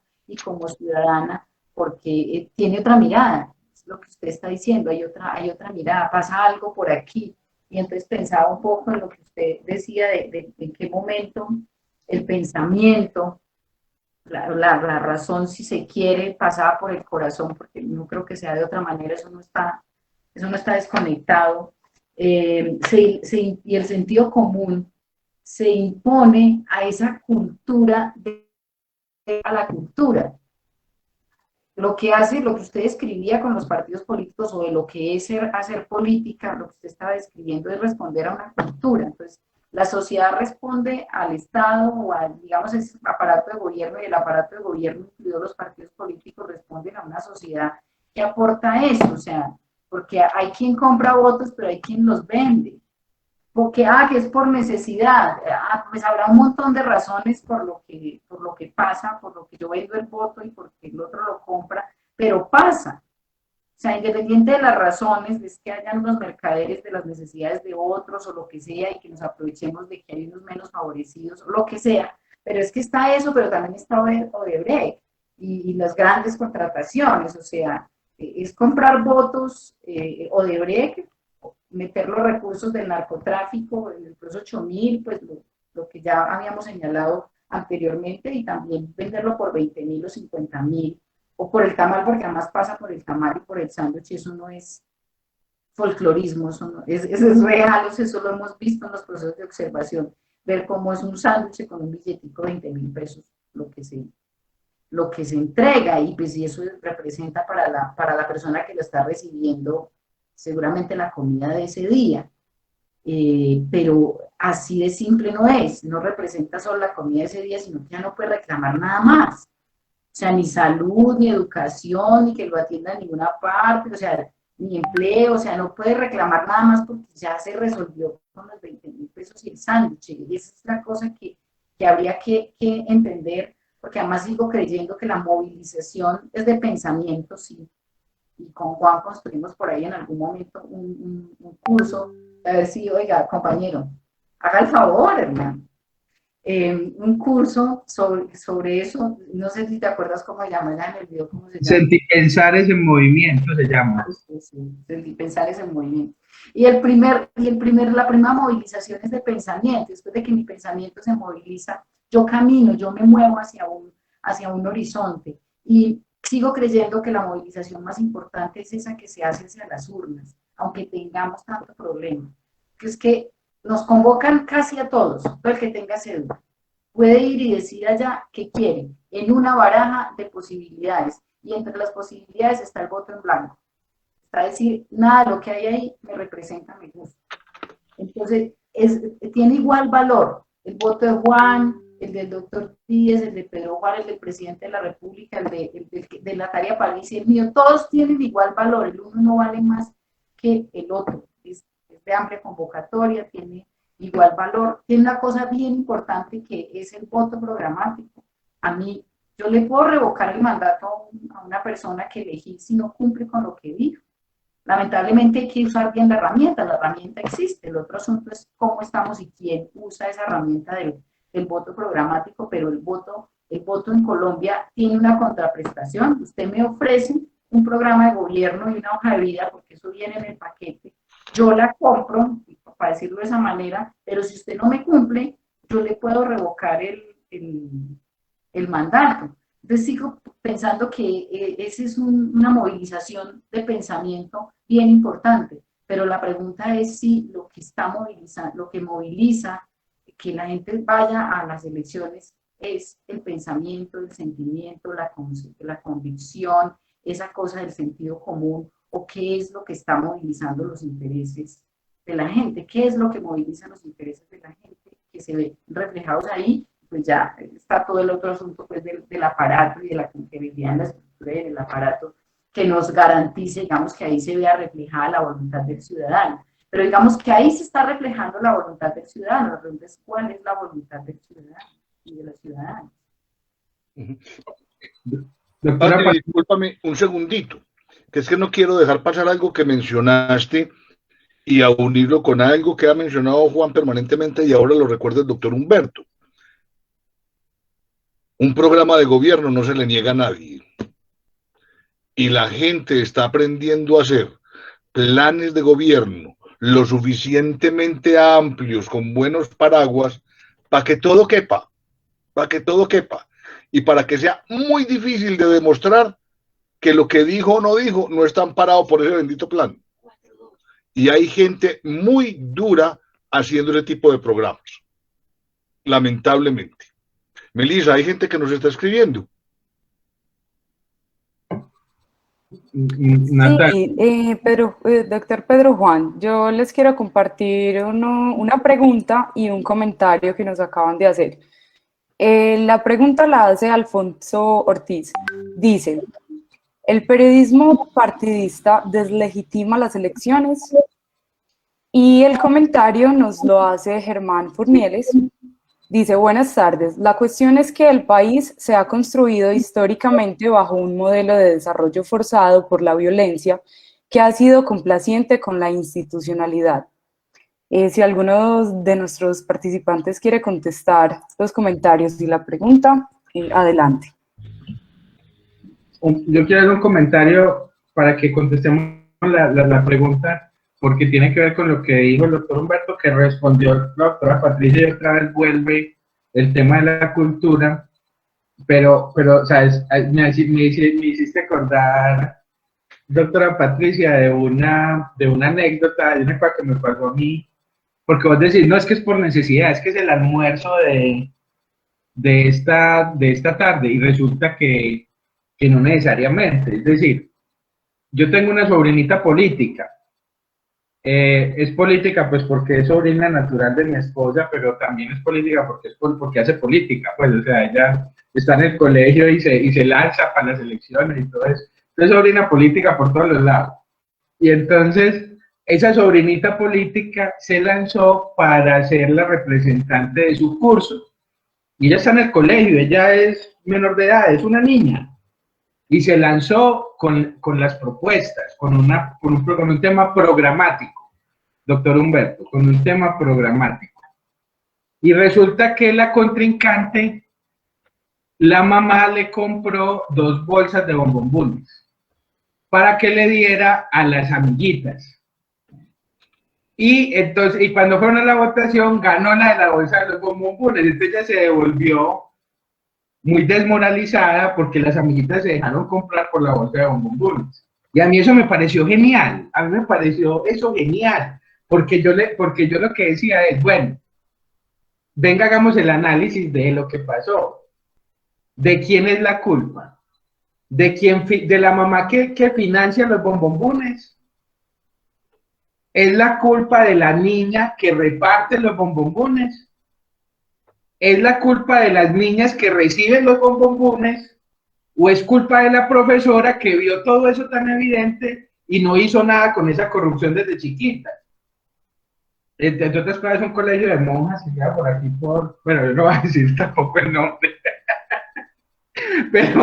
pero el tema es, porque ese mismo análisis habría que hacerlo. Entonces, y resulta que es un problema cultural. Y esas niñas no estaban muriendo de hambre. Y aprendieron cómo se hace la política en Colombia. Desde chiquitas, ¿cierto? Y entonces a mí ese ejemplo me pareció genial, porque es que aquí también está el que financia el bombombón, el que lo entrega, el que se hace de la vista gorda, el que lo recibe, y entonces es un poco la cultura. A mí me tocó ver secretarios, por Dios, doctor Humberto, me tocó ver secretarios, doctor Pedro Juan, que venían de hacer unos ejercicios lo más de bonitos, yo no sé qué, y que entraban en la cultura de lo que es ser secretario y me decían, Juan Pablo, es que no sé qué hacer, es que yo tengo amigos afuera que me ayudaron a elegir, y yo entonces, ¿qué hago? No les doy contratos, sí les doy contratos, es que es una cultura. O sea, los veía sucumbir ante el sistema y ante la cultura. A gente que por fuera de la política había hecho un ejercicio muy, muy bonito, pero sucumben. Entonces, es eso. No sé si alguien quiera responder la pregunta sobre los medios de comunicación que son partidistas. ¿Cómo es, Natalia? Qué pena. Periodismo.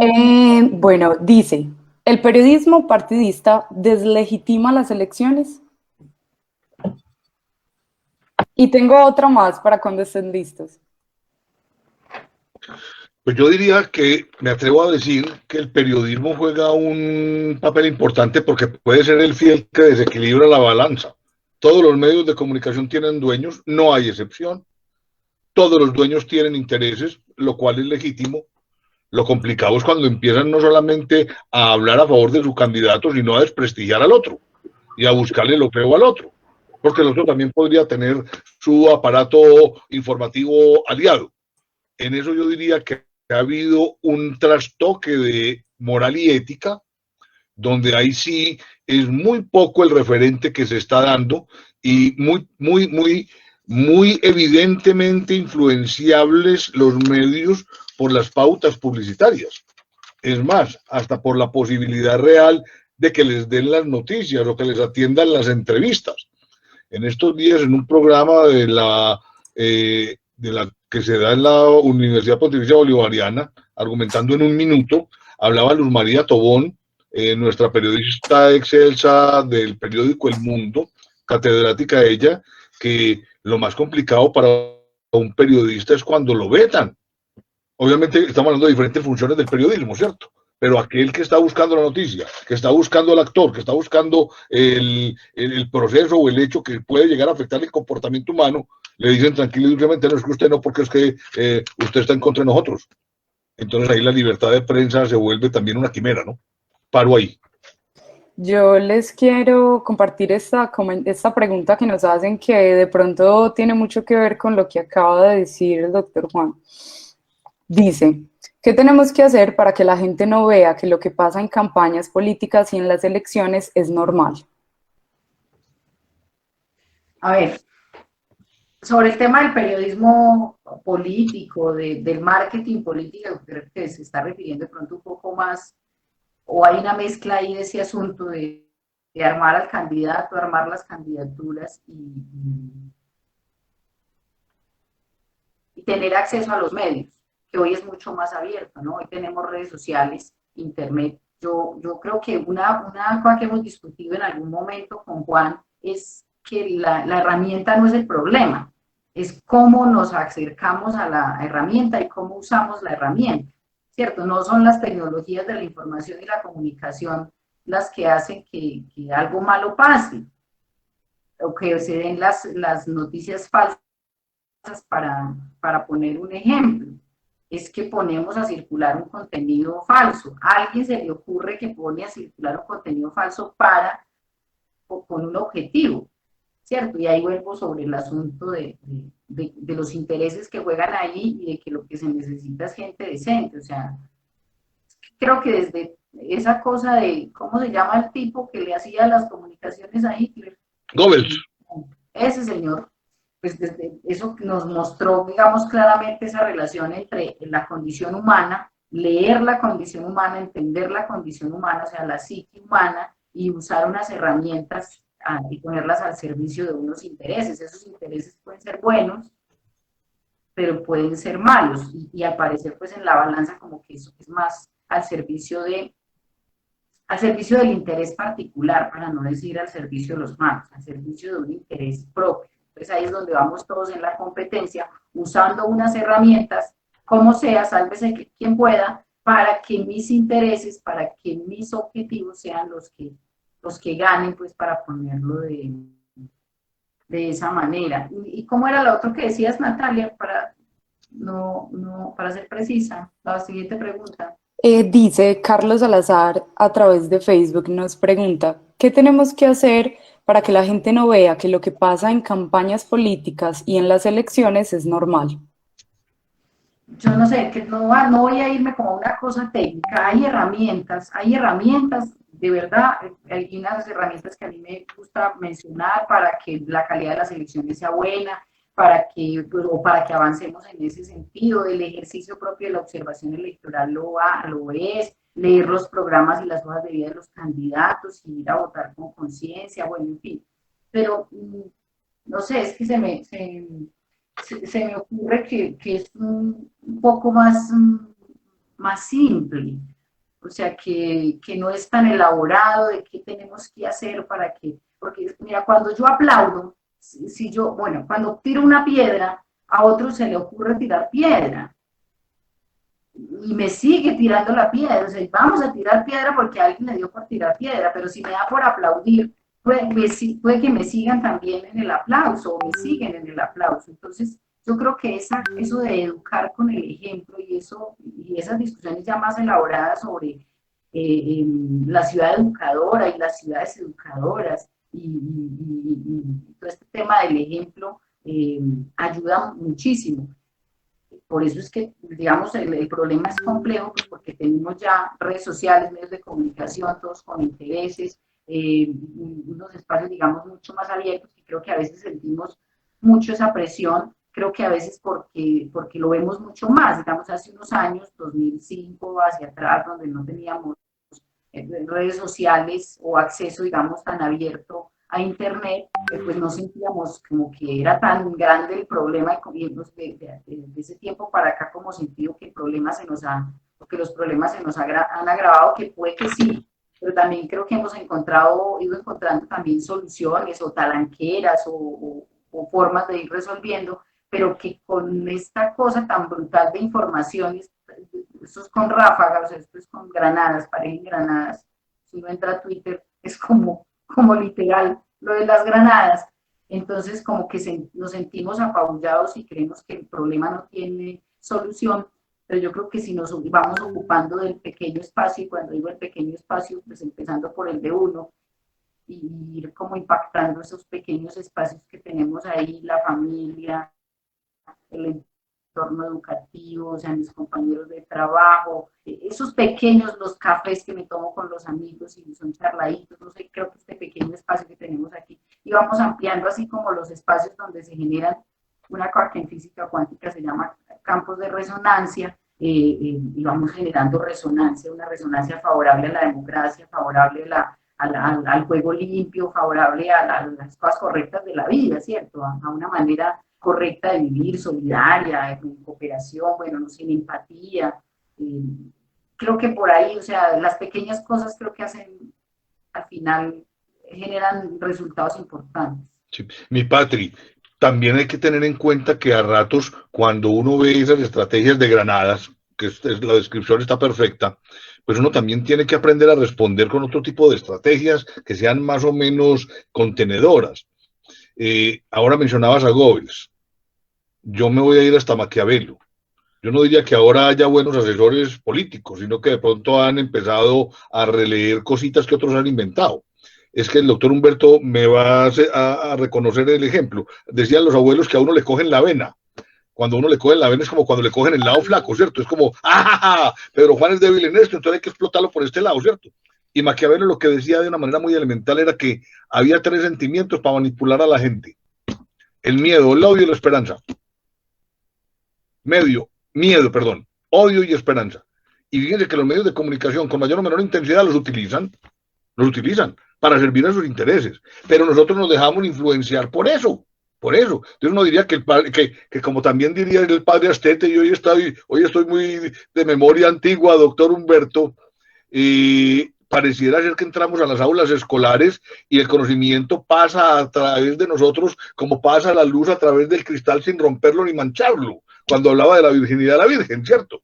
Entonces nosotros, pues, yo lo que no veo es que estemos preparando a la gente para que sea capaz de asimilar el montón de contradicciones del entorno en términos del ejercicio de lo político. Entonces, ahí yo no creo que es que seamos ingenuos, sino impreparados o bobos, pues porque es que sabiendo lo que está pasando, sabiendo lo que están haciendo, y seguimos con las mismas. Indolencia, testarudez, discúlpeme la palabra, importaculismo. Entonces todo eso también como que juega. Paro ahí. Yo quiero decir una cosa sobre eso, y es que, bueno, yo tengo 2 hijas jóvenes, una de 22 años y otra de 28.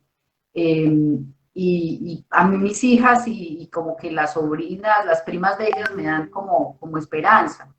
Yo no sé eso qué tanto será, qué tanto pese, la verdad no sé, pues porque la inmensa mayoría en este país es una población que no puede acceder a la educación, y yo pues soy una defensora a ultranza y restrictada, así sea en un garaje, Pedro Juan, así sea de garaje, yo la defiendo porque es que es distinto el mero espacio de socialización. Entrar a un espacio de socialización ya me está generando otro entorno y me está generando otra información. Por eso hablaba ahorita de que la escuela no es esas 4 paredes, sino que es todo un entorno. Entonces yo la defiendo aunque sea así mala, mediocre, yo la defiendo muchísimo. Y decía por ahí un pensador que el mayor acto de rebeldía cuando se nace pobre es educarse. Y me dan esperanza. Yo no sé qué tanto, porque pues no podemos, la gran mayoría, la inmensa mayoría no acceden a esos espacios de formación o a la universidad, pero, y la calidad también pues es muy mala, pero a mí mis hijas y ese entorno de la universidad de ellas y de sus compañeras y de sus primas, me dan esperanza porque veo un pensamiento crítico, porque las veo siendo ellas jóvenes en su tiempo, hijas de su tiempo, pero reflexionando temas, metiéndose en grupos de investigación, generando discusiones en redes sociales, tirando las granadas también como tú lo dices, con su propio pensamiento. Entonces, que creo que también pues, será que nosotros lo hicimos en nuestro tiempo, en nuestro propio contexto y que pues... Tienen buena sombra, Patri, tienen buena sombra. Estábamos esperando resolver un montón de cosas, pero pues hicimos lo que pudimos y les entregamos pues un país que no queríamos entregarles realmente. Uno a veces se pregunta si lo hizo tan mal y qué es este desastre, pero pues creo que cuando nos tocó a nosotros también había un desastre. Lo grave aquí es no superar el desastre, como que pasar de uno a otro o de uno y agregarle otros contenidos, pero sigo viendo una masa y una gente que piensa y que debate y que propone y que tiene sangre en las venas y que responde, digamos, a eso, y eso me da esperanza. La gente que de todas las edades decide hacer el ejercicio de observación electoral, las organizaciones, la gente que decide organizarse para hacerlo, a mí me da esperanza, y que un día se para en un puesto de votación o que va de un lado a otro viendo qué pasa con el proceso electoral y llena unos formularios y se capacita y lo hace de manera voluntaria, porque es voluntario, a mí eso me da esperanza. Pati, yo te voy a contar una infidencia. Vos conoces a Lisa, bueno, pues que todos conocen a Lisa, pues Humberto y Pedro, no creo que la conozcan. Entonces Elisa llega y me dice a mí, oíste Juan Pablo, a vos te encanta la economía, vos ¿por qué estás en el tema educativo? No entiendo, creo que poner a hacer política industrial, hacer propuestas de política industrial, cosas así. Y sinceramente es por este tipo de discusiones, o sea, yo siento que por el problema cultural, es decir, la educación está como en la superestructura de todo, incluso de la economía y de la política, porque es que eso es lo que yo creo que eso de nuevo la conclusión. Cuando la vez pasada el doctor Humberto estuvo acá hablando de educación y yo quedé súper inquieto y te voy a contar una infidencia y con eso hay parte, y es que yo quedé súper inquieto. Yo lo primero que hice fue llamar al doctor Pedro Juan y llamar al doctor Humberto, yo no sé en qué orden, y yo les dije, hombre, hagamos una tertulia chiquita para ver qué nos inventamos, porque es que nos falta ética, nos falta corazón en la educación, le tenemos que meter mucho a eso. El problema no son solamente, nosotros tenemos unos modelos educativos y unas cosas muy bacanas en Global y todo eso, y estamos trabajando, y el doctor Humberto nos ayuda, y el doctor Pedro Juan y todo. Hombre, tenemos que hacer esa discusión porque yo creo que sí, es en el microespacio, pero creo que nosotros tenemos la posibilidad de tener un círculo de influencia un poquito más amplio. Por la experiencia, por las herramientas, por las instituciones que están representadas, etcétera. Y qué bueno sería eso, ¿no? Yo quedé de invitarlos a que nos sentáramos a eso. Lo que pasa es que el doctor Humberto Díez en una sentada me dio un consejo muy malo. ¿Te acordás, doctor Humberto? Primum vivere, ¿cómo es? Primum vivere de inde filosofare. Exacto. Y a mí eso se me quedó. Y entonces yo primero lo primero, carajo. Entonces yo, por eso es que no nos hemos reunido.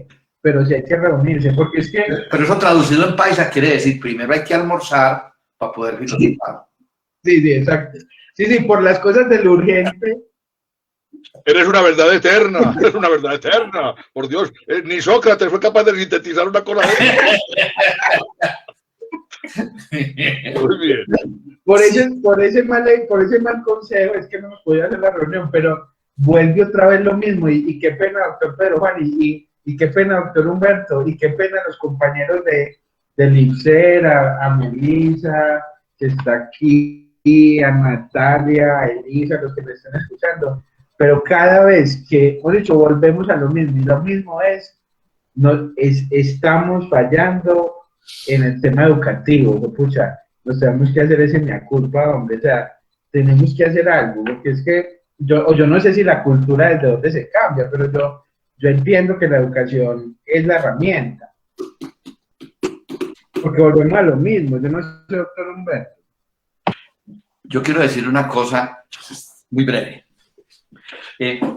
Yo tengo una preocupación con la gente joven. Y es una preocupación, pero también es una ambivalencia. Porque yo veo un gradiente ético muy bacano en los pelados. Y manejan una franqueza que son más francos que un infarto. Es decir, no hacen unos cálculos muy especiales para decir las cosas. Eso me gusta mucho, porque hay mucha honestidad, digámoslo, en el sentido más gringo de la palabra. Pero me preocupa una cosa que denunciaba Chulhan en el tema de la política. Bayul Chulhan decía que la política se está haciendo mucho a través de Twitter y que la política de Twitter es una política emocional y que la política no es solamente de lo emocional, es razón y mediación. Razón y mediación. Y que entonces, cuando se cambia la política por este tipo de instrumentalización, se convierte en una comunicación sin comunidad. Yo no he tenido la oportunidad, y creo que no la voy a tener, pues mi pobre condición de un habitante rural no me permite esos encumbrados espacios. Pero si yo hablara con Byung Chul Han, yo le diría que una comunicación sin comunidad es una contradicción en objeto, es una contradicción en los términos. Porque es que una comunicación sin comunidad no es una comunicación. ¿No es cierto? Es como lo que había en el Museo de las Cosas Imposibles, que había solamente un marco de un cuadro. ¿No es cierto? Entonces decía, ¿y ese cuadro qué es? Y decía, ese es un cuchillo sin hoja que ha perdido el mango. Eso es la comunicación sin comunidad. Es un cuchillo sin hoja que no tiene mango. Más o menos. El vacío del vacío. Entonces me preocupa mucho eso, como que entre más crece todas estas mediaciones, la gente va abandonando más las lecturas hondas. A mí me preocupa mucho lo de los libros, lo que la gente no está usando mucho los libros y que nos estamos volviendo neolectores. Para mí no hay nada más importante que la lectura. Por ejemplo, yo estoy feliz con una mujer que me estoy volviendo a sentir joven por culpa de ella, que se llama Irene Vallejo. Yo le escribí a Irene Vallejo y me contestó. La gente grande es humilde, miren. Me contestó esa mujer, más bacano. Y ella acaba de escribir El infinito en un junco. Yo tengo ese libro, lo tengo en medio magnético, se los puedo compartir cuando ustedes quieran. Es una belleza, es una belleza. Es lo más bello que yo me he leído en mi vida. Mejor dicho, les voy a hacer una confesión. Juan, no me pegue. Llegué tarde a esta reunión porque no era capaz de cerrar el libro. Qué infidelidad tan justificable. Yo vuelvo a Alejandro Magno, esa grandeza del hombre que nunca fue derrotado. Y cuando se encontró triste y derrotado, resulta que que le dijo a su ejército que lo siguiera y su ejército no lo siguió y fue la única derrota que tuvo su propio ejército. ¿Y cómo reivindica esta mujer los libros, la lectura? ¿Cómo dice que es una forma de la eternidad? ¿Cómo dice cosas tan lindas? ¿Cómo perdemos el sentido del pensamiento analógico, muchachos? Yo hablo mucho de eso. Por ese pensamiento críptico, interrumpido, agolpecido de coitos interruptos, que es el pensamiento digital. Y toda la belleza que encierra, ¿qué podrá haber más grande que los ensayos de Montaigne? ¿Qué podrá haber más grande que no sé yo qué? Es decir, que la Ilíada, que la Odisea, que habrá más grande que eso. Mi hijo está llenando la hoja de vida en este momento porque el muchacho se gradúa ahora en un mes y está llenando ya hojitas de vida para empezar a repartirlas, ¿no es cierto? Esa va a ser una cosa que posiblemente le tome 10 o 15 años de su futuro desempeño profesional, repartir hojitas de vida. Y el muchacho ponía en la hojita de vida, de él, ponía que a él le han dicho, porque sí le han dicho donde hizo su práctica, que él era muy inquieto por los temas de la tecnología. ¡Ah! ¿Qué creyó, pues? ¿Qué creyó? 1.000.000. Eso es una belleza. Cómprenlo, vale la pena, vale la pena. Vale la pena. Y el que no lo pueda comprar o algo, yo se lo regalo pues, en medio magnético. Entonces, pues yo pues es comprado, el mío no es pirateado. Entonces,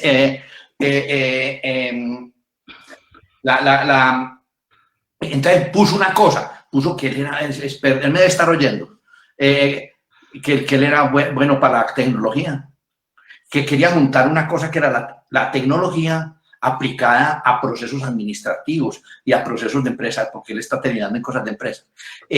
Bueno, en fin. Y nos pusimos a charlar y yo me pongo a ver las lecturas de él. Entonces él, por ejemplo, ha leído un texto que es esa pequeña cosita de Popper, que el texto de Popper es un texto de, ¿qué? 1.200 páginas. Más o menos. Y se leen unas cosas, unos vainas, y entonces yo, ¿y por qué no pone en su hoja de vida y no le dé pena?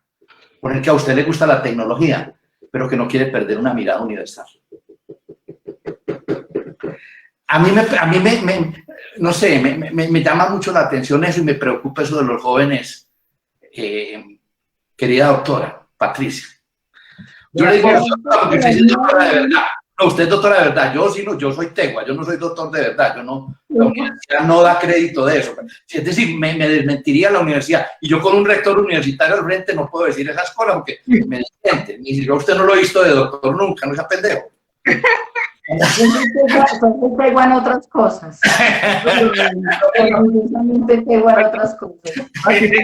Para que le conteste Humberto, pero también me conteste a mí. Estoy equivocado, es decir, si la cultura es el objetivo, ¿la educación es la herramienta o no? Estoy equivocado. No, sí, eso nos han dicho desde siempre, que la herramienta, sí, o sea, es una relación, digamos, simbiótica entre educación y cultura. Pasa por lo que vemos, por lo que repetimos, además porque es mucho del ejercicio de repetición.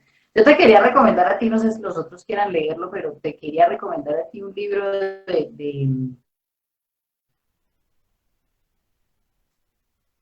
Antonia Nemeth, que se llama Macrometanoia. Es un libro de economía, pero es un libro de economía que habla de educación y que lo que nos pasó hoy, digamos, que nos pasa, es que profesiones, o no todos nos y particularmente en la economía, es como un asunto duro que se tiene que ocupar de las finanzas, de hacer plata, de manejar las variables económicas, todo lo que hacemos para todas las, lo primero que aprendiéramos, o lo primero que nos enseñaran, o lo primero a lo que nos aceptaran, pero en particular pues este libro, y está digitalizado, lo encuentras en internet, y yo también te lo mando porque lo tengo, es de esos que conservo, que te habla de eso, de esa relación entre economía, educación y filosofía. Excelente. La economía, entre otras cosas, era una rama de la filosofía moral, encargada del bienestar humano.